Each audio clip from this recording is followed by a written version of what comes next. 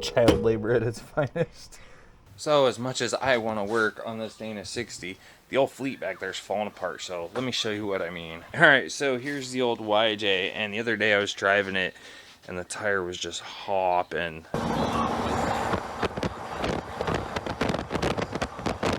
So I did what I normally do, a little bit of a front end inspection, if you will, and my ball joints are smoked on this. So I'm gonna quickly show you how you check for bad ball joints. This works on solid axles, this works on IFS, it's all the same method. So you just wanna jack it up on one side, get it a little bit off the ground. Take your best pry bar, stick it under the tire like this, and lift up and down. Now I can feel that, but generally you need a second person to look at it.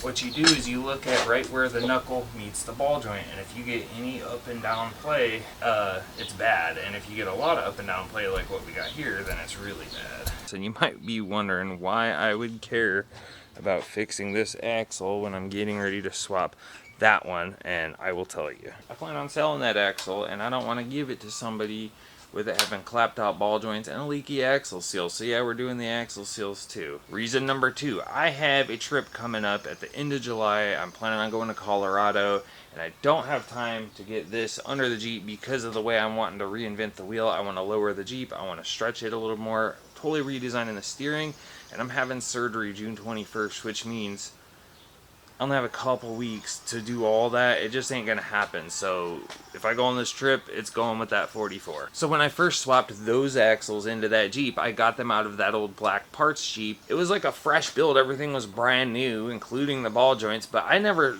thought to check them, and I didn't realize these kind of ball joints have like a preload collar. Little fancy thread in preload collar. It takes a special socket, so it may have been set up wrong. If you don't set this right, it will wear out your ball joints really fast, and that may be why they only lasted 2 years. Nevertheless, we got all new Spicer stuff to go in it, and let's get tearing it apart.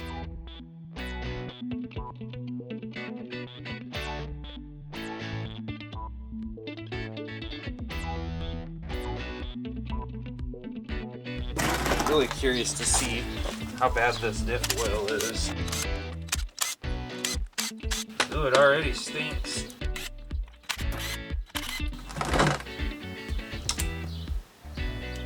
I've seen worse, I've seen better. As many of you know, that Dana 44 has a Yukon Duragrip in it, which is a limited slip, and it's been less than desirable.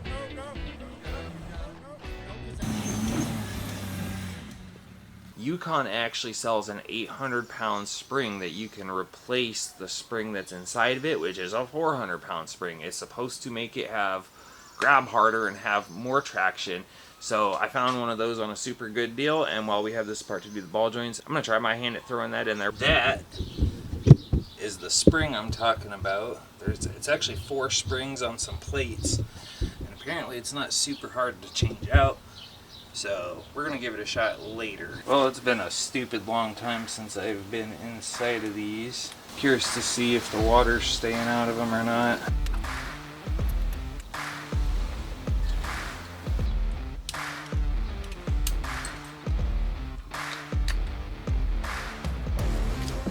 Woohoo!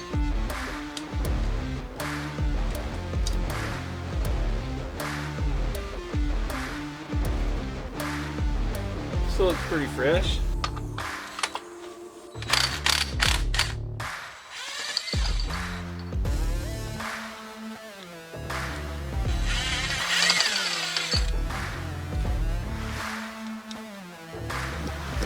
It looks pretty good in there.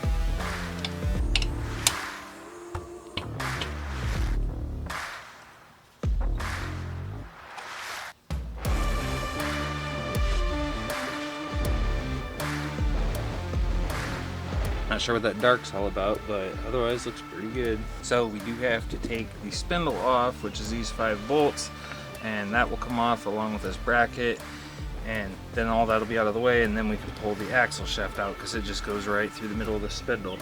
We're also gonna just pop our steering off because the whole knuckle has to come off.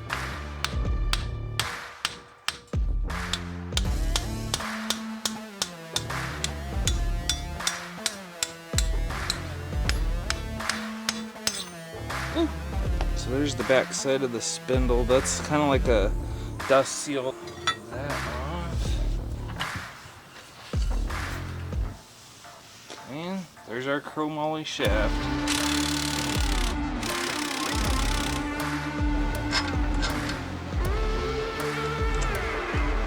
Don't ever use needle nose on cotter pins. It's all about the base.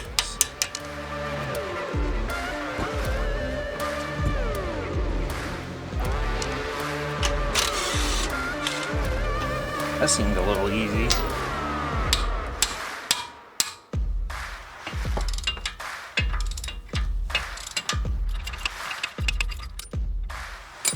Alright, so now to get these off here, what I like to do is just leave the nuts on there, and you pretty much gotta just beat the crap out of this with a hammer. If you got an air hammer, it works really well.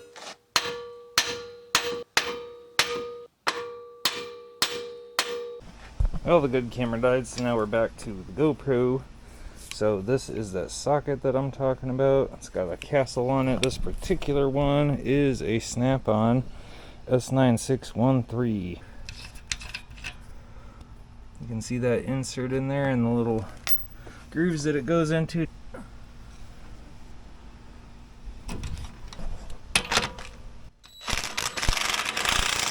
Oh yeah, did you see the whole thing move? So that's what that looks like. And you can see how clapped out that is. Ow! There she popped. Apparently you just gotta hit it like a man and not like a little girl. Good. What you doing? Coming to supervise? Am I doing it right? So used to the ball joints being in the axle itself and not this, and I was thinking, dang, I forgot to rent the ball joint press, but I have a shop press, and since I can bring this to it, probably gonna get that other side caught up to this point, and since the ball joints are right here, I'll just bring these to work with me, press those out, press the new ones in, and we're running out of light anyway. I know the camera makes it look pretty light, but it's actually getting kind of dark.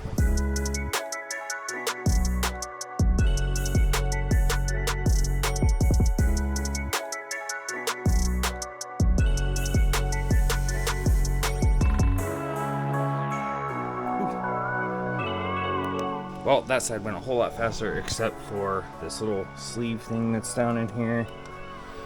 It doesn't want to come out. At the end of that time lapse, you probably saw me with the little breaker bar on there. Even though I was pushing down on it as hard as I could, it just keeps slipping up out of there. That one right there on that front side is bugged. I hit her with some PB Blast, and I'm not sure what the preferred method of extraction is for this. So I did just try it with the impact, and with putting all my weight down on it, it actually stays in there and doesn't slip. That impact just doesn't have the stones, so I'm gonna grab a fresh battery and see if that helps, and if it doesn't, well, hell, I got my propane tank right there.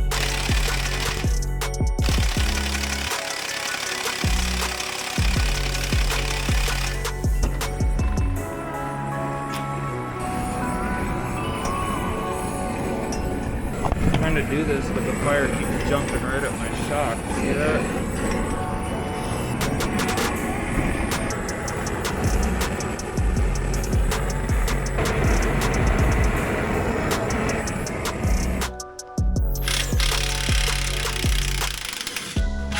You're damn right. When all else fails, hit her with the old smoke wrench.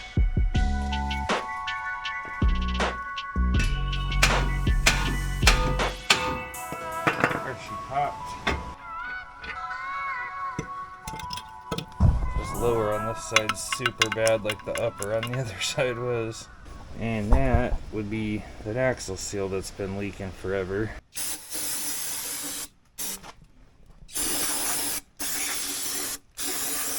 We'll work on cleaning this all up tomorrow. Man, I'm such a dummy. I was in a hurry to get these done. I was trying to do it on my lunch and I pressed them in backwards. So I just popped them back out. I went ahead and Put some little peen marks in there, so hopefully it's still snug, and we rigged up some pipes, and I don't know, let's see if this will work.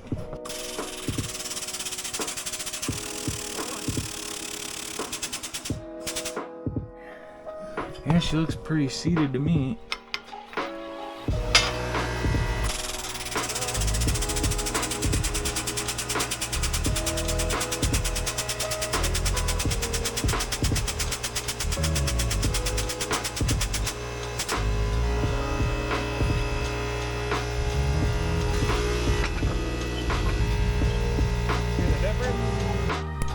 So since we're repressing these, I'm pretty much doing this because if you feel it, it leaves little divots.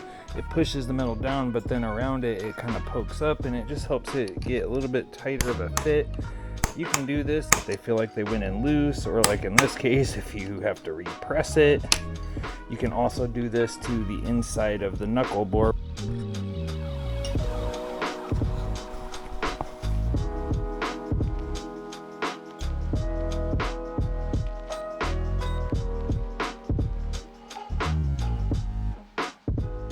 So I lost some of the grease just assembling these and everything, and it was making a mess, so I wiped some of it off. Since these are non-greasable, I'm just gonna load a little bit more in there before we put the booties on. It's kind of like welding with goo. I'm just as bad at it too.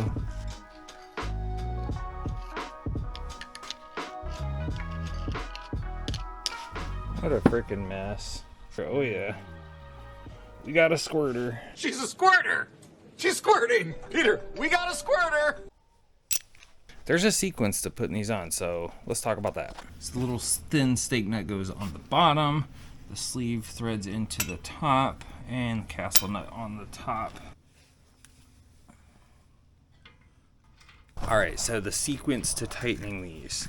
And that's how you do it without messing up this sleeve, because that sleeve is pretty much your taper, so you're just adjusting where it's at. Tighten the bottom one to between 70 and 90 foot-pounds. Then you come up here onto the sleeve and you run that down until it hits 40 foot-pounds. Now, if the stud starts spinning, you can jack up a little pressure on the knuckle to help seat it in there. But anyway, 40 foot-pounds, then you take the top one to either 100 or 120, I forget.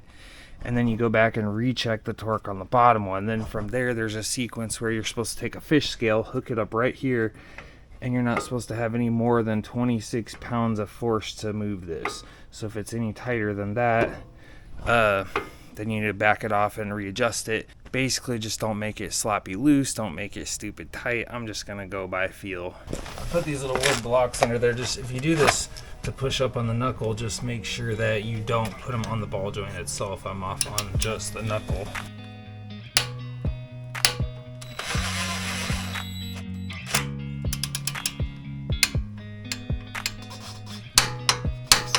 Well, there you go. If you're ever working on old junk, now you know how to do it. It's pretty simple. We got to check out our resistance.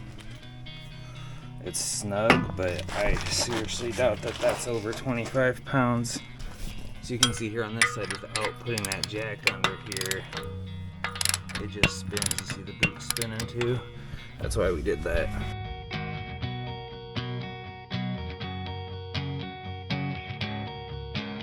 Yeah, that's all the farther we're getting tonight. Maybe next time I won't put the ball joints in backwards. So I just put the new springs in that Yukon Limited slip. That's gonna be a separate video, but before I can put it back in, we gotta knock these axle seals out because I'm tired of this leak. There's one. Oh, there's two. Spray them with a bunch of brake clean. Stuff a rag in there. Ram it through like you're loading a damn musket. Push all that gunk back this way. Ow! Smash your thumb in the process and crack your nail. That felt good. Shit. Look at all that shit. We're gonna do that 2 or 3 times. This side's the bad side that had the axle leak. And since we ain't got a pry bar that's long enough, we're gonna use the old witch's broom.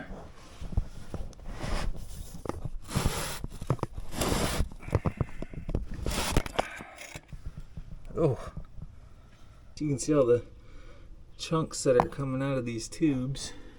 Alright, we've been cleaning on this thing and it's time to install the axle seals, which I have right here. These are 5131s is what fits this. If you've never used one of these seal installer tools, you are missing out. And I've seen people use these wrong. They try to push the seal in with this end. That end is just meant to set up against the other side. This is what you use to push the seal in with because it fits right down between the rubber and the metal, like so. And you could probably flip it around and use this for like some super huge axle seals. That is the correct way to do it. Now I like to put a little bit of RTV around this edge just so nothing can leak past right there. I know it's kind of hard to see in here, but they are a pretty good fit, so let's get going.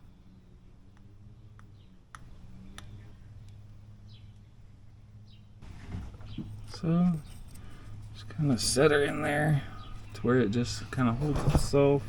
You take this guy, you put the threads through it.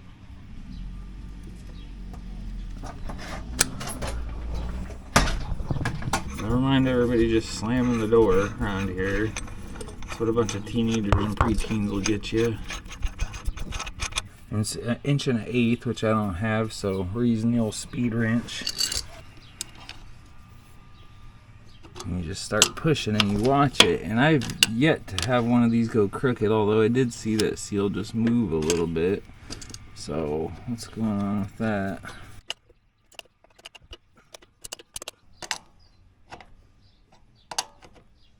So I'm starting to feel that resistance, like it's finally seating down in the bottom. I know it's probably impossible to see it. There it is. It kind of just stops and that's when you know you're done. I've never had it drop inside of this, but I'm used to doing this on JKs. It usually sits right on this rim. So when I go to flip it and do the other side, I got to make sure it's not going to damage this seal. Make sure you don't tear the seal with the threads as you come out. So there you can see she's pushed all the way back to that shoulder.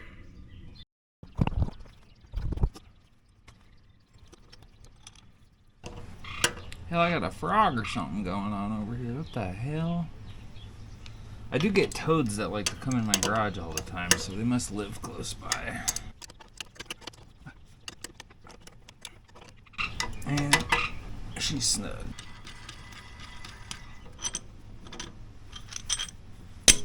There you have it. 2 axle seals. We'll put a little bit of grease on those before we put the carrier back in, and that way when we go to install the shafts through them, it won't tear them. Alright, well, getting this in is going to probably be a mother just because of how tight it was coming out. Oh no.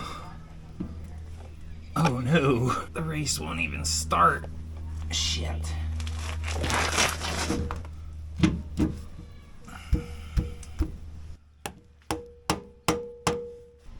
God, I wish I had a case spreader for this. Holy cow.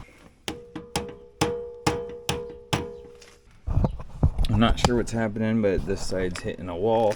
This side's kind of, you can see it just moves. I think the race must be catching on something over here. Not comfortable sitting under here either, especially when you have a fucked up back. Ooh, there we go. Let's see if I can get any of these threads to start. This side does not want to go in any further. The sledge. I can't. It'll damage the metal if I use a metal hammer. Let me try. Choose your weapon. So I'm just trying to hit it in there? Yeah, this side needs to go in farther. Like here or like? You just knocked Oh no. Like right here. right here. Yep. Hit it there. Child labor at its finest. I think I saw it move a little bit, actually. Keep going. All I gotta do is get those bolts started. So there, something's not lined up right. It's not in there far enough. It's not happy. Actually, you can hit right on that too. On here? Yeah. I want to hit your finger. Oh!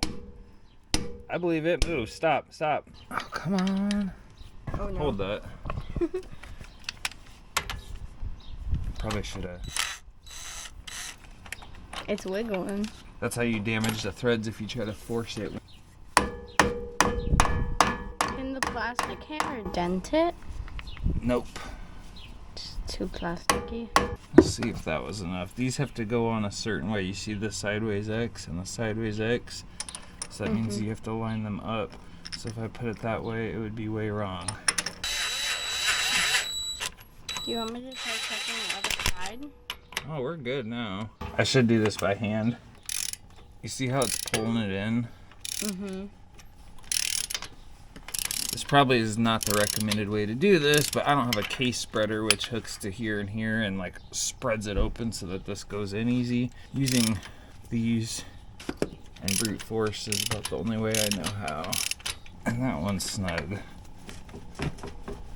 Got our backlash.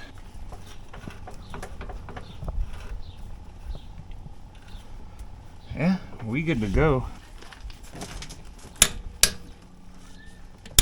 Libby, if you didn't know, that click means it's reached that torque value that you set on it. This is a torque wrench. This is my baby torque wrench. It only goes up to 80. It's hard to get leverage underneath of here. Hello. Oh, fuck.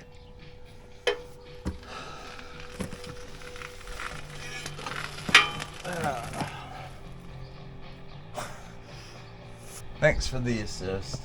You're welcome. It's always great when Livy comes to help. She ran to play with friends and I started slamming this thing back together. I started with the limited slip additive fluid, which this stuff stinks worse than the gear oil, believe it or not. Then I decided to throw the axle shafts back in before I filled it all the way up. Then I was using this stupid little hand pump to try to fill the diff, and it was about 4,000 pumps later that I finally got it full. So moving on to all the outers and everything, it's been a while since I've had this apart, but there's really only one way it can go back together, so sometimes it can get confusing when you're looking at 400 parts laying on the ground, but it's pretty straightforward, it's pretty simple. It all went back together without too many issues other than some of those stupid screws were fighting me, but what else is new?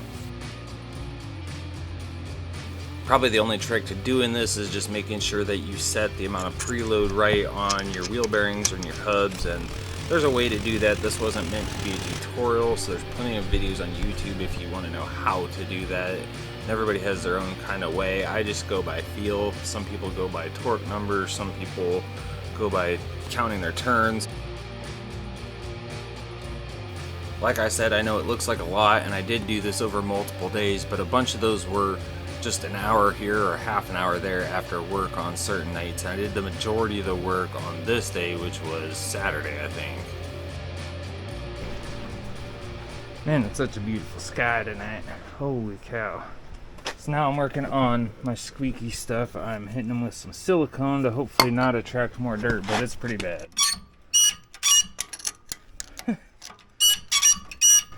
Just trying to work it down in there.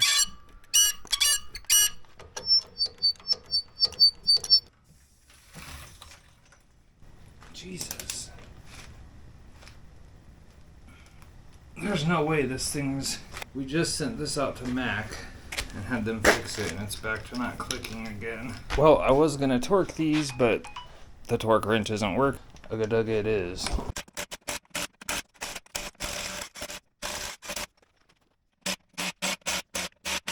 Alright, we're gonna go for a little test drive.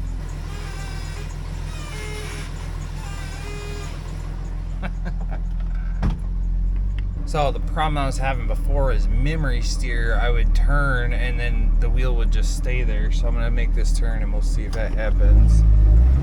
Plus it was really stiff too. Oh yeah, it's still kind of doing it. Holy shit. Hey look, the oil pressure gauge kind of started working again, but it always just stays between like 50 and 80 now.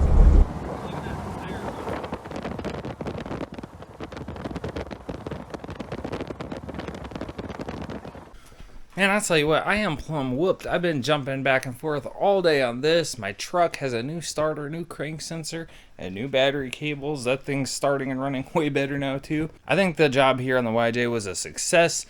yeah, I gotta work on those heim joints, get them to free up a little bit. I can't wait to go test out the 4-wheel drive and see if the Duragrip upgrade did any better. And if you want to see that, watch for the other video I'm gonna post about the Yukon Duragrip. I'm trying to get all this crap done before my surgery, because once I have surgery, I won't be able to work on it for a few weeks, and then I have a trip to Colorado planned, so I'm not gonna get a lot of prep time for that.